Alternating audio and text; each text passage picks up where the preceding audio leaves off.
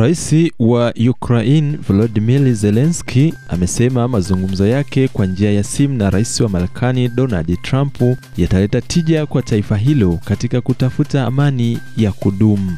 Akizungumza wakati wa mkutano wa mtandaoni siku ya Jumatano mjini Kiev, Zelensky ameeleza kuwa wamejadili na Rais Trump juu ya uwezekano wa Marekani kumiliki mtambo wa kuzalisha umeme wa Zaporizhzhia unaoshikiliwa na Moscow tangu kuzuka kwa vita hivyo miaka mitatu iliyopita. Akizungumza wakati wa mkutano wa mtandaoni siku ya Jumatano mjini Kiev, Zelensky ameeleza kuwa wamejadili na Rais Trump juu ya uwezekano wa Marekani kumiliki mtambo wa kuzalisha umeme wa Zaporizhzhia unaoshikiliwa na Moscow tangu kuzuka kwa vita vyao miaka mitatu iliyopita. Finlandia, wdzięczny wam za hostinność. Ninaelewa kuwa hadi tukubaliane na Urusi, hadi kuwe na hati inayolingana juu ya usitishaji wa mapigano kwa sehemu, nadhani kila kitu kitarushwa.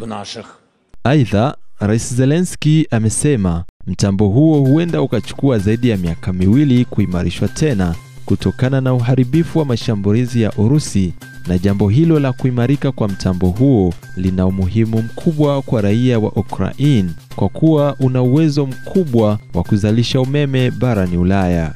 Pia ameeleza kuwa kusitishwa kwa mashambulizi ya miundombinu ya nishati, reli na vifaa vya bandari kunaweza kuanza haraka endapo usitishwaji huo uliosimamiwa na Washington pamoja na Kiev utatekelezwa. Aidha, Rais Zelensky ametishia kulipa kisasi endapo Moscow itakiuka masharti ya usitishwaji wa mapigano. Wakati hayo yakijiri, Rais wa Marekani Donald Trump amesema kuwa mazungumzo yake na Rais Zelensky ni mazungumzo ya amani yatakayoleta tija katika kutafuta suluhu ya vita kati ya Kiev na Moscow. Trump amezungumza na Rais Zelensky baada ya kuwasiliana na Rais wa Urusi Vladimir Putin siku moja kabla ya mazungumzo yao na Zelensky yaliyochukua saa moja.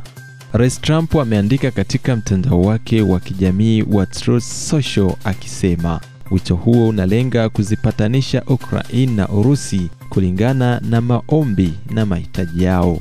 Wakati njia ya upatanishi zikiendelea, wanajeshi wa Ukraine wameendelea kusalia katika eneo la Kursk magharibi mwa Urusi, na hii imekuja baada ya Kiev kuanzisha mashambulizi ya kushitukiza katika eneo hilo tangu mwezi Agosti mwaka jana.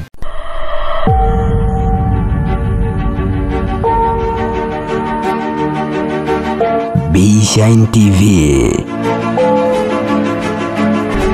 All you want.